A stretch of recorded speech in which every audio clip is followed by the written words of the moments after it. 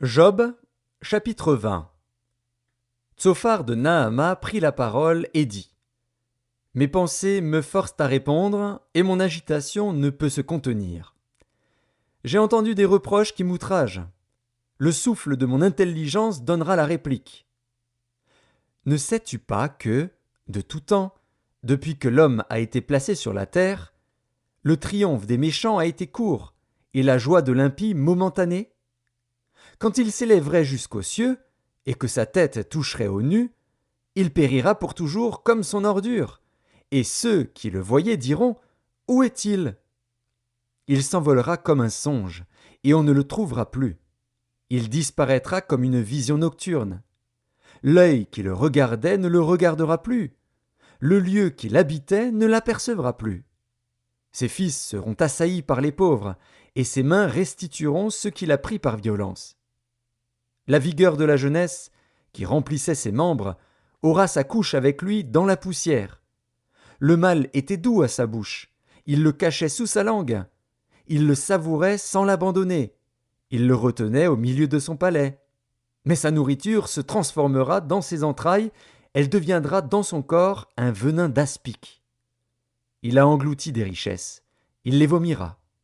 Dieu les chassera de son ventre. Il a sucé du venin d'aspic, la langue de la vipère le tuera. Il ne reposera plus ses regards sur les ruisseaux, sur les torrents, sur les fleuves de miel et de lait. Il rendra ce qu'il a gagné, et n'en profitera plus. Il restituera tout ce qu'il a pris, et n'en jouira plus. Car il a opprimé, délaissé les pauvres, il a ruiné des maisons et ne les a pas rétablies. Son avidité n'a point connu de bornes, mais il ne sauvera pas ce qu'il avait de plus cher.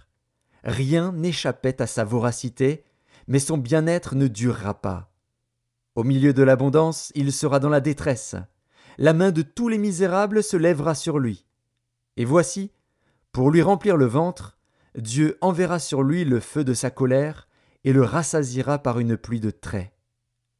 S'il échappe aux armes de fer, l'arc d'airain le transpercera. Il arrache de son corps le trait, qui étincelle au sortir de ses entrailles, et il est en proie aux terreurs de la mort.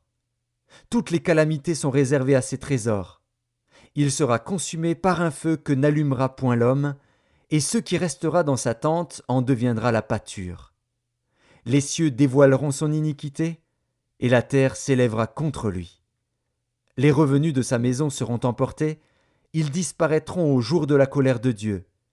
Telle est la part que Dieu réserve aux méchants, tel est l'héritage que Dieu lui destine.